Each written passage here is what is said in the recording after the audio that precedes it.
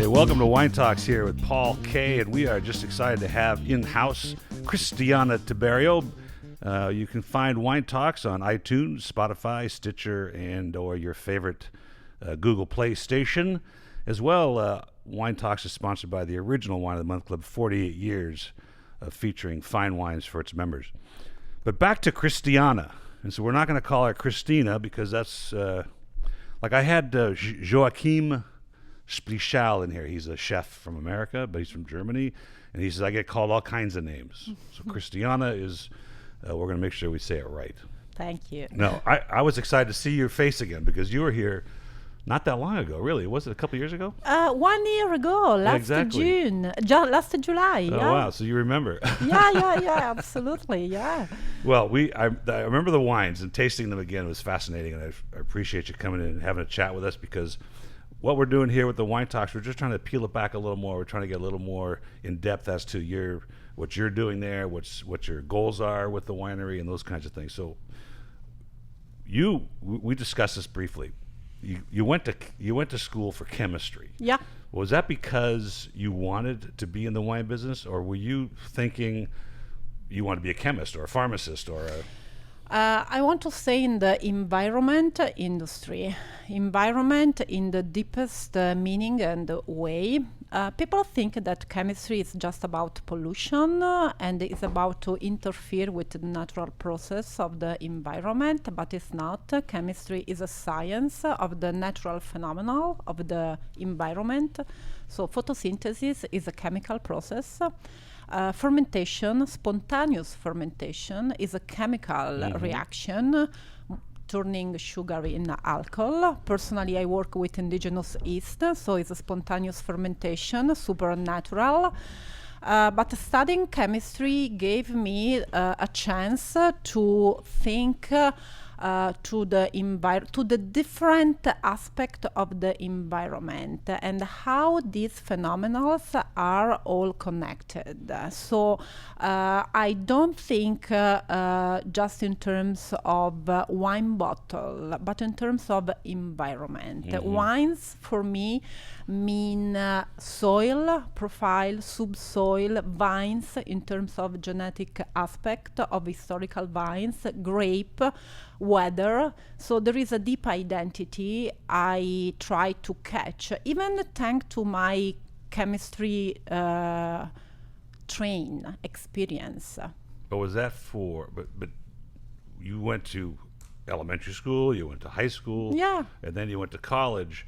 And so in between high school and college, you were thinking, I want to be in the wine business, or I want to study chemistry because of the things you just explained. And so how did that, yeah, what were you thinking when you were... Since I was a teenager, I was so passionate in wines. I started to be a wine collector since I was 17 years old. I remember so this was now. Quite illegal in Italy because, and which is weird for a young teenager. And it's still weird because when I go in my cellar, I can see bottles I purchased when I was 18 and 19. Unbelievable. Yeah. That's illegal here, I think. It's 18. It's the deadline.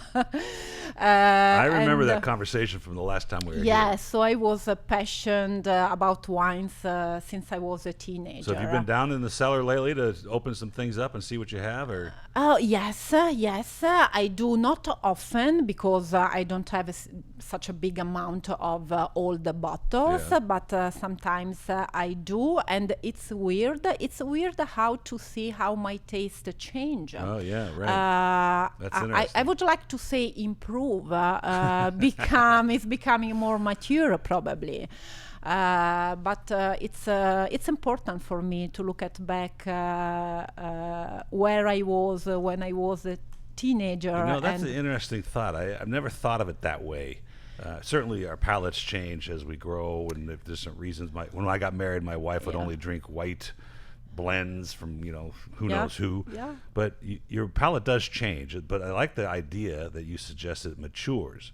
So, and I think a lot has to deal with experience, right? How many wines you've tasted and the kinds of things you sense. And I have really good friends that can only sense Napa Cabernet. We haven't However, they did just come back from Tuscany, and they experienced Chianti Classical Reserva, and they were fascinated by it. So I'm really proud of them for that happening, right? Yeah. And that might be the same concept, that the palate is maturing as you go on. And for the wine enthusiast, I think that's a critical thing to happen. So we get to appreciate everything. For me, it's very important to train the palate continuously. So to break the walls. I'm a winemaker, so I need to keep my palate awake and very sensible. So I have my favorite style of wines, but I cannot drink just my favorite style of wines because my palate will be lazy in this case. And I need to train my palate continuously. So this is what I did over the years. Even because when Since I was... you were 18. Yeah, exactly. But That's a long time. it happens even with food. It's rare to find a teenager able to appreciate sea urchins or caviar or foie gras. Yes. But in a mature age, when the palate is more refined and trained enough, this is a more complete taste to approach and to appreciate. Intriguing concept that it's maturing and that we can appreciate those flavors that we otherwise wouldn't consume before. Yeah. And certainly from a wine enthusiast standpoint and our business in general, and I have to be very careful with people I taste with and drink with, because I want to appreciate wines from the Abruzzo and for what they are, and we're going to talk about yours in a little bit. But I also want to appreciate a Barbaresco, what Piemonte has to offer. I want to appreciate what good Chianti should be like, as well as Napa Cabs and all the rest, and the Bordeaux and things. So it's important to open your eyes and open your mind to the character of those wines. Yeah. This is an important point. It was crucial even at the beginning of my wine story, because thanks to my palate, unusual palate for an Abruzzo girl, because in Abruzzo in the 80s, everybody, young people, old people, female, males, used to drink just red wines. Even with seafood in the restaurants, in the wine list, you could see just red wines, because it was the taste of the decade. I developed a different taste. I had a chance to taste great wines coming from Chablis, Moselle, Champagne, and my palate at that time became very sensitive to the white grape varieties and the mountain area, to the cool climate. I had a chance to appreciate the wines coming from cool area of the world, as Moselle or cool area of Burgundy. Austria. But it's weird because in Abruzzo we have this kind of climate, because we have a beautiful mountain area, which is the most traditional area for vines and native grape variety. How many meters are these? How's the highest vineyard? We have even a glacier in Abruzzo. We can grow vineyards until 600 meters. Wow, yeah. That's getting up there. Exactly, but it's weird because the Montepulciano grape was born in mountain area of Abruzzo, but over the years Montepulciano was planted mainly on the flat soil, because when producers was looking at, especially in the past, for richness, full-bodied wine. Exactly. But the tradition, the origin of Abruzzo viticulture stayed and still stays in mountain area. So thanks to this palate illumination, I asked my father to look for a small property, small vineyard to buy in mountain area of Abruzzo. And my father have been looking for this vineyard to buy for more than 5 years. Wow. And Is it because there was nothing for sale, or it wasn't what you wanted? no, because I was looking for not just the climate conditions, but beautiful heritage in terms of vines. Yes. Because my family didn't own any vineyard, so for me it was important to find an heritage in the vines, in the roots of the vineyard, not in the history of the family. Yes. And I still remember the day he phoned me saying he found an old vineyard, and was an exceptional discovery for him. Because in that vineyard he recognized the historical Tribbiano Abruzzese variety. The Tribbiano Abruzzese is the historical original Tribbiano from Abruzzo. Very rare to find in the Abruzzo vineyard. Because And different from the Tribbiano we see in Tuscany. Absolutely different. It's different Different from DNA, the whole Tribbiano. thing. Different DNA, so different grape. Tribbiano Toscano is Ugni Blanc with the same DNA. Tribbiano Abruzzese has a distinctive DNA. Tribbiano Spoletino is another Tribbiano with another DNA. And so any Tribbiano grape is different in Italy, but the Tribbiano d'Abruzzo wine is always a blend of all kind of Tribbiano grapes we have in the Abruzzo vineyard, where the most planted is the Tribbiano Toscano and not the Abruzzese anymore. So my father, after this discovery, purchased the vineyard. The vineyard was abandoned, didn't produce any fruit anymore. And how big was this when he found it? 5 hectares. 5 hectares, so about 11 acres. Yeah, still is 5 hectares. Really? And how many different varietals in that 5 hectares? Oh, that's a very clever question, because people think that when you buy a vineyard, you are buying just a variety. But in all the old vineyards in Europe, if you study the vines, if you make DNA taste, you find different grapes.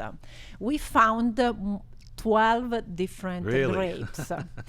Yeah, and it was so evident because the bud breaking started in a different time. So I immediately asked exactly for DNA taste. We displanted all the varieties were not Tribbiano Abruzzese, which were Tribbiano Toscano, Malvasia, Mostosa, Bombino. And so these vines were put there by someone along the way. The vineyard's dormant now, not dormant, but unattended. For how long do you think it was like that? 15 years. 15 years. Yeah, it just survived on its own. Yeah, exactly. Of course, the vineyard was able to survive, but didn't produce any fruit, because when the vineyard didn't receive any pruning, need to spend all the energy to survive. So the photosynthesis has not energy to spend in producing fruit. So there's your chemistry background right there that tells you, what's happening with this. Exactly, how the sap flow work. Yes. Worked in the past, and for that reason I decided I needed to clean the vineyards because the weeds covered the vineyard. Really? And I couldn't the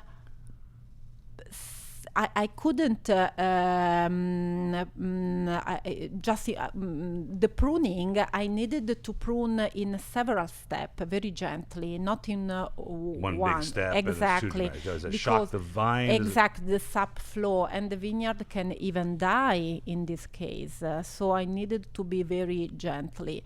And this vineyard was able to revive in 5 years. So if I go there and I see your vineyard, and if you took a picture when you bought it and it's overgrown and there's grass and there's all kinds of insects and bugs and animals and all kinds of things, maybe even some kids were playing in the vineyard when they were growing up in that neighborhood, who knows?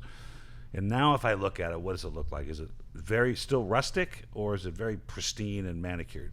No, it's still rustic in a natural way.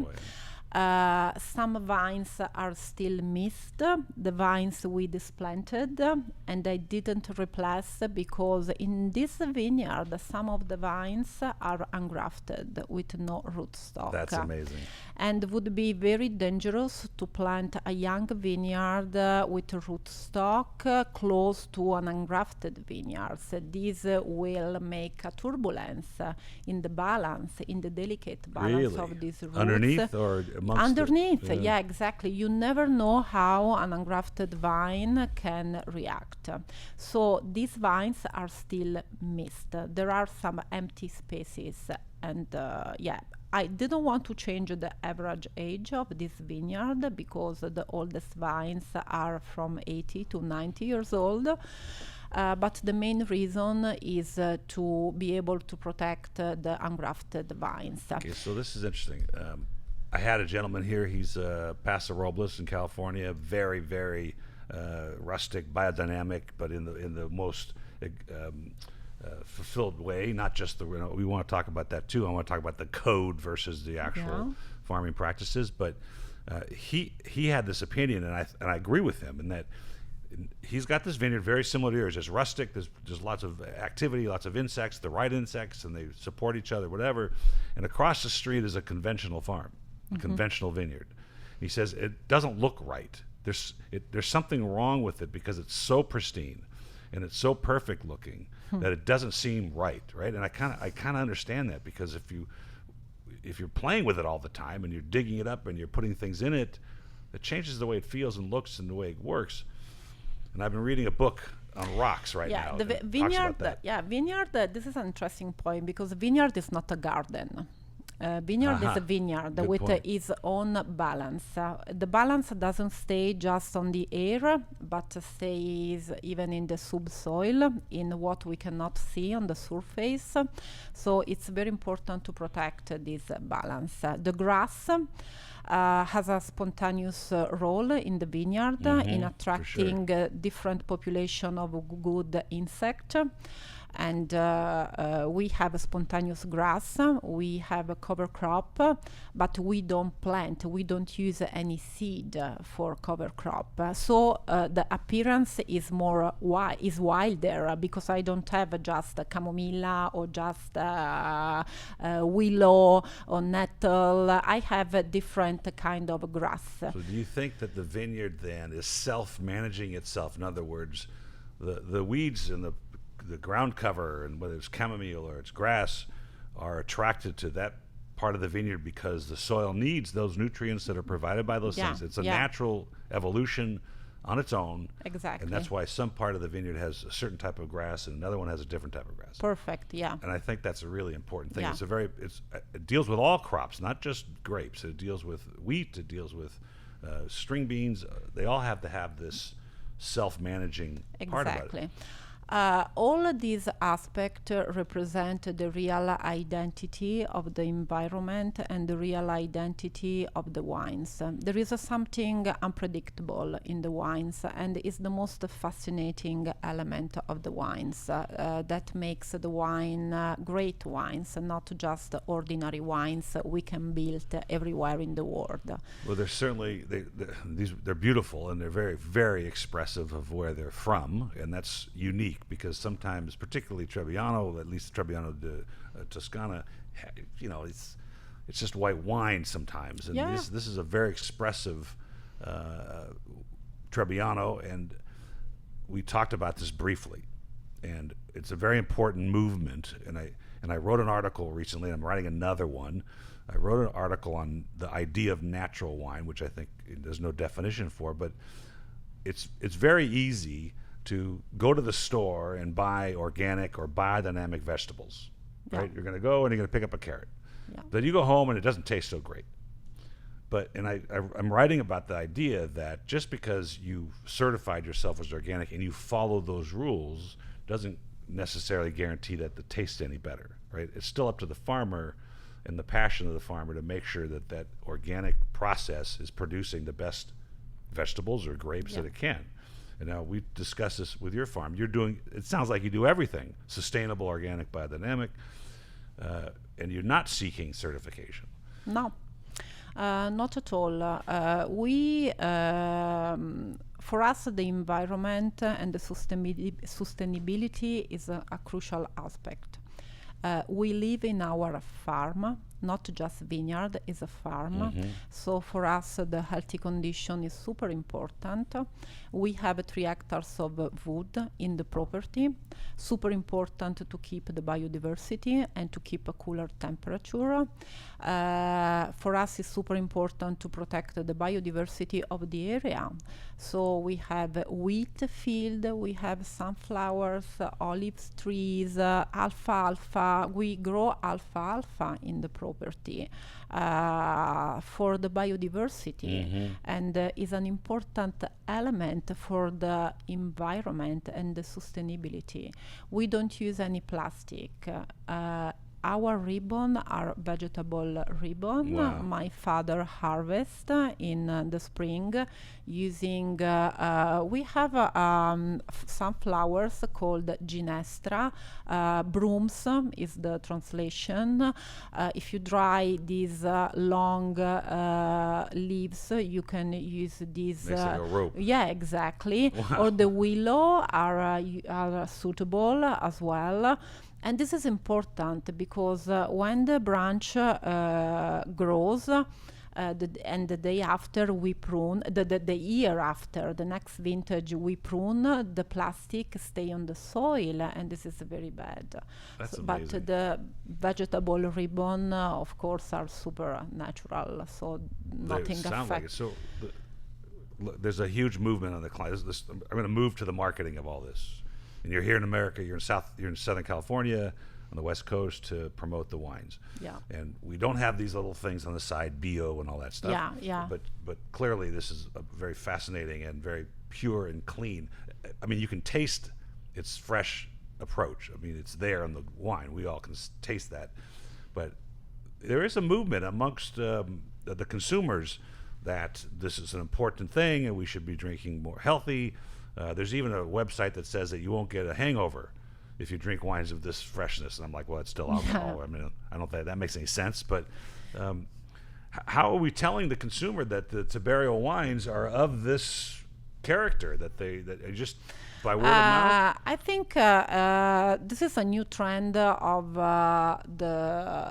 the knowledge we have to spread with the consumers. Yes. A brand or a sticker is not enough. Our mind doesn't need to be lazy, but we need to know the winery, because there is my name. There is my family name on the label, so I took all the responsibility of these wines. Yes. And this is very important. The consumers, for me, it's important that consumers taste the wines and listen to the history. A brand is not, a sticker is not enough, because reduce the meaning of the sense of the wine and sustainable approach. We need this. The consumer, particularly American consumer, and I'll ask you about the Italian consumer, but the American consumer needs this, and I'll tell you why. We are being barraged here with Groupon and the websites and the people that are bringing in literally €1 wines. They're bringing in big, giant 50,000 gallon bladders of wine, and they're bottling it out different names, and they make it up. And I don't have any problem with the idea that not every wine is estate bottled, except that if you're passing it off as something of quality or a story, it's I think that's wrong, and I think it's a lie. In this case, we needed to get the consumer to understand the value of the story and your farm. My father had 12 acres of avocados, and he bought it, and he was able to actually, I think he tripled the production, but he didn't do it with pesticides and things. He did it organically. He brought in bees, and he planted other trees like citrus trees. So the bees would move things around, and this environment would self-generate itself. And there's a book, I think I'd like you to get it. Maybe I'll get it for you. I'll find a way to get it for you. It's called The Third Plate. Yeah. It's by Dan Barber. He is one of the authors of farm-to-table food in America. He owns a restaurant two restaurants. They're in New York. And he does the same thing. He's got the cows are out, and the sheep are out, and he churns his own butter from the organic milk made from the cow, the whole thing, right? And it's a very interesting book because he talks about what you're talking about. He's got wheat, where we've destroyed these crops in America conventionally, trying to bring them back to organic or biodynamic farming, which you're already doing naturally. So it leads me to this question: the yields for your vines, now that you're completely organics, I would say, maybe you don't use the earth, the moon's gravitational pull to pick, but let's just say the organic. Are the yields good, satisfactory for? Yeah. The yields are good, are enough. I don't force the production because I don't use any fertilizer. For So several. What is that yield? Depends on the age of the vineyard. For example, the Pecorino is a very low yield grape. So with 3.8 hectares, almost 4 hectares, I produce just 14,000 bottles of a Pecorino because it's a very low yield. The Montepulciano depends on the plot according to the soil profile, exposure, training system. Usually is from 60 to 80 quintals per hectare. The Tribbiani Abruzzese is 85, 90. Right. So, but it's not too much, it's not too little. Any vintage is different according to the weather condition. I consider me very lucky because I am in a very healthy area with a constant light wind, able to keep the fruit dry and so avoid any risk of rot or mold. So what do you think of that? If one of the obviously sulfites, oh my God, sulfites, which are natural, really. Yeah. Yeast is natural. You mentioned that this is natural yeast, which I think is important too, changes things. But a lot of winemakers are afraid of natural yeast because they're not so strong and the fermentation can stop and cause problems. But what's your thought about sulfur dioxide? If it is moist, let's say it is a picking season that's wet, and you run the risk of mold, what do you do? We took away the leaves. So you prune the canopy. The canopy, we took away some leaves. I see. Just the leaves that stay in contact with the clusters. Because we need shade always, even in a wet season, because the wind dry the fruit, but just the leaves that stay in contact, that touch the fruit, can be dangerous.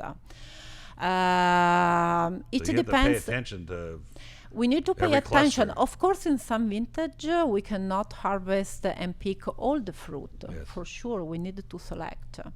But the yield is not so crucial because it's normal to have a slightly difference of production according to the weather condition. Of course, in a more rainy vintage, the production is a little bit larger, and in a super dry and hot vintage is shorter. There's no sugar. Right? No residual sugar. And how about the sulfite content? I add sulfites just twice. When I harvest the fruit and before bottling. Yes. Okay.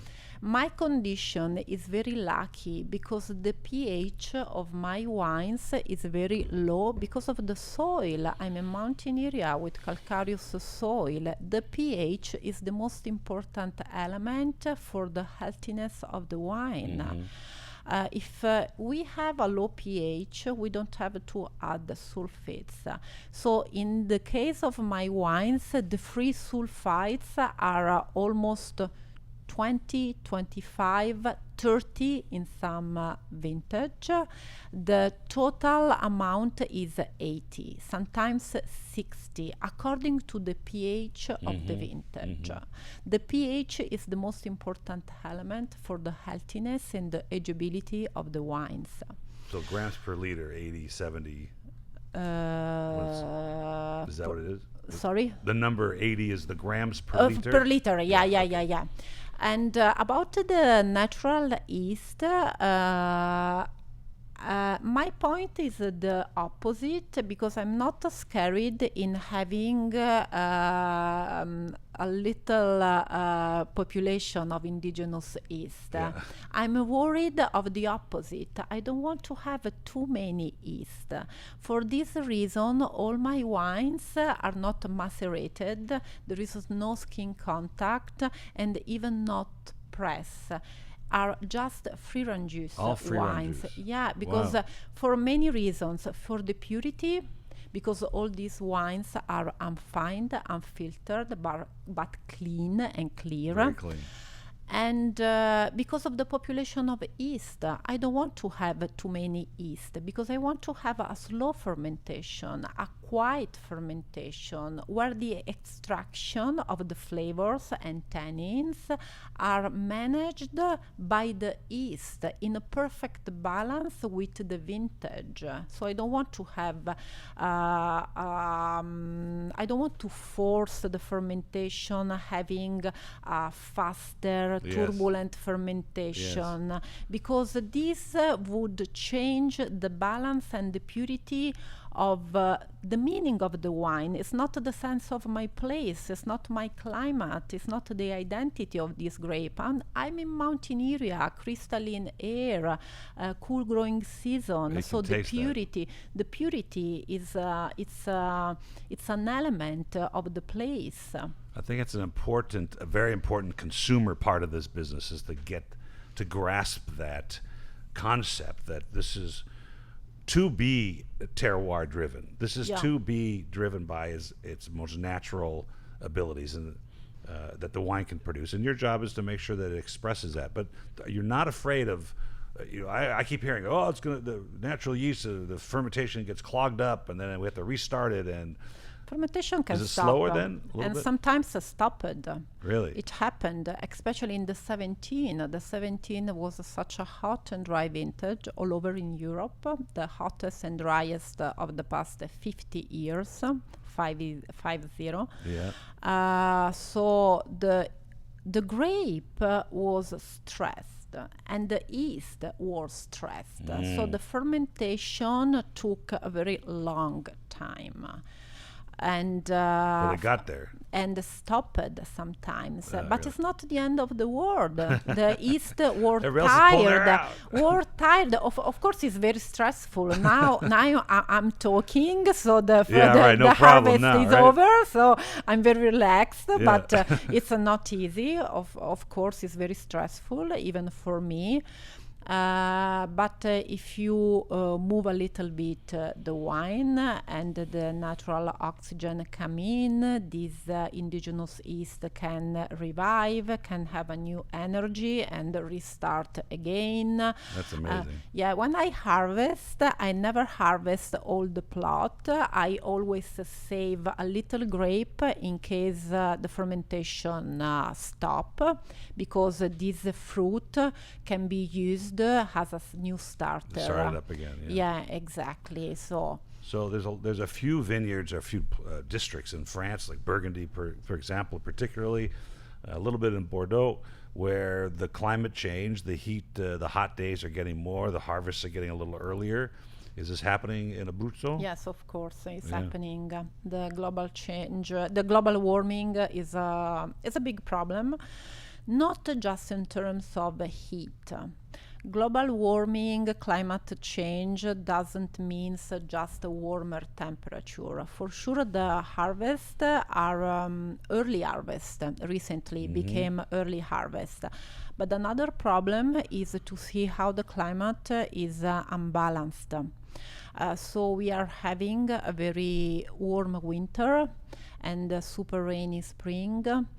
Summer we never know. 1 week can be super sunny and hot, and the week after super rainy with a cool temperature. Wow. So this means a lot of stress for the vines.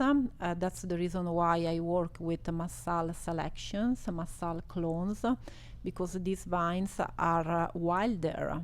These vines were born in my area and mutated, finding the most suitable adaptation to the area, and are able to afford different climate condition because of the rusticity the muscle clones have. I'm sorry. This vineyard, I'm still interested in understanding now this 15 years. So somebody, do you have any idea from the beginning who planted that?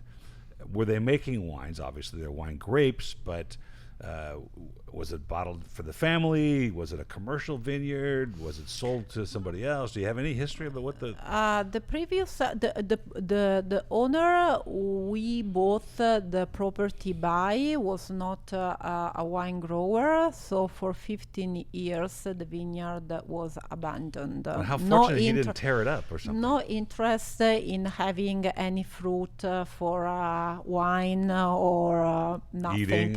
Exactly, eating nothing. And which was not the worst condition, because would be very bad to receive an heritage of a vineyard with pesticide or with overproduction, where the previous owner forced the production.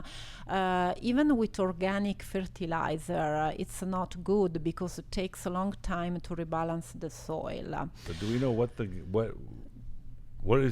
he do with it? Did he just let it grow and let it grow? But when you don't have any interest, you even don't displant because it's a cost to displant. Oh, yeah, I suppose, so it was just abandoned. Yeah. That was, and it was a pity, but for us it was a lucky condition. No, I think it's great. Yeah, it was absolutely a lucky condition. And this vineyard was very difficult to understand for me. The training system was and still is a pergola abruzzese training system, so it's a canopy. Canopy is the traditional system used in Abruzzo in the past, and super helpful with global warming because it's a very shady training system. But my pergola abruzzese is very unique. There are no other pergola like this. Because I have a double pergola abruzzese with two vines coupled all together. It means more competition in the subsoil because I have two vines and two roots. The shade is double because I have a double quantity of leaves and branches. But pruning, to understand how to prune this vineyard was quite hard, and I had no one to ask for. Because no one had done it before. Yeah, exactly. So I needed to develop my style. I needed to train by my own and to understand the needs of this vineyard. Did you make any mistakes by doing that? Or you thought, in the first vintage, of course, yes, because I couldn't understand which were the correct number of branches, of buds to save, sometimes too much, sometimes too little. So I needed to practice over the years. But this double pergola, it's great for several reasons. For the extra shade providing, for more competition in the subsoil, and it's a great, I have a larger distance between the couple of vines, so the ale is larger than a traditional pergola. So it's a very complicated aspect, and I understood this point over the years. This training system was very popular many years ago. 80 years ago, 90 years ago. Really? So when my area used to be a super snowy area, not just in winter, but early autumn. And the early snow in autumn, it's very dangerous for the canopy training system because the snow stay on the canopy and the weight can break the vines, push down the vines, Sure. breaking. So having this larger hail gives me a less density of the branches in the middle of the hail because the distance is larger. Right, yeah. In this way, I have some empty spaces where the snow could fall down. And so the weight Wow, I gotta was see this. not so high. So You should bring some pictures next time. yeah. But it's the history of viticulture and the history of the climate. So it's interesting to understand and to learn continuously from the past and to update the experience with the recent condition. What's the closest village? Village, big town is Pescara. Pescara. My town is Cugnoli. It's a small village, beautiful, 1,500 people, super little. Wow, very tiny. Yeah, super tiny. Restaurants? A couple of Yeah, restaurants, yeah. But it's a beautiful area. The national park is 10 kilometers from us, so it's a very beautiful environment. And how far is the big town, Pescara? Pescara is 35 kilometers. Pescara. Is that Yeah. on the bottle somewhere? No, there is not. There is the name of Cugnoli because Pescara. I'm located in Oh, Cugnoli. Pescara, Yeah, Pescara is the province, is my province. It's a beautiful area for olive oil and grape varieties because the Montepulciano grape was born historically in mountain area, in Valle Peligna, Yeah. so across the province. Valle Peligna is the province of L'Aquila, but very close to Pescara area. So I am in the traditional area where these native grape varieties were born. So these, People- what are the foods then of that area? Your Provence, Pecorino is important, Trebbiano.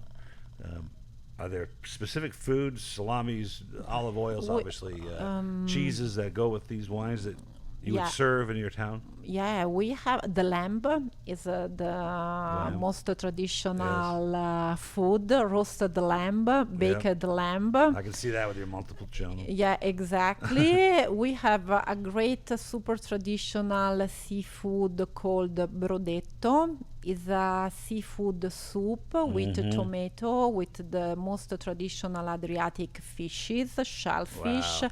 It's a super tasty dish with a lot of flavors, and the chorasuolo is the perfect matching.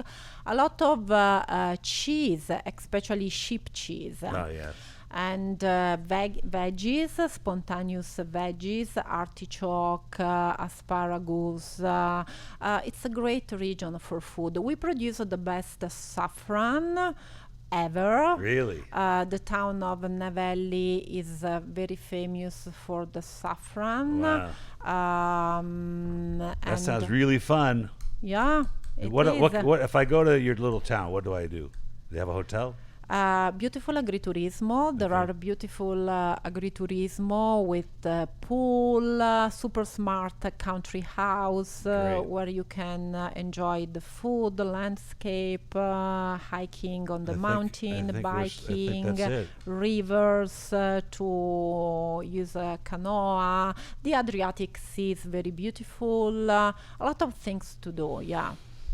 The Adriatic, so across the Adriatic we have Croatia, which has their own foods and wines. And so if I come there, is there a guest house? Yeah. I think I asked you that last time, right? Christiana, it's been a great pleasure having you here. Boy, it's just really fascinating. Every time we talk, you get to hear more and more about what you're doing. I think the wines are fascinating. I think a really important message for the wine consumer about the farming and the freshness and the reflection of where it's from. That's the most important thing, and it's a message that we want to get out to the consumer in America as well. So I want to bring some of these in and do an email special, or I do some kind of video on the wines. We'll play part of this, but this will be on the podcast in a few weeks. And just fascinating. So great to I hope you come back next time, and we'll just continue this conversation. Yeah, fantastic. And next time I'm going to call you the Abruzzo girl. That's your new Perfect, nickname, right? yeah. Cheers. Thank you.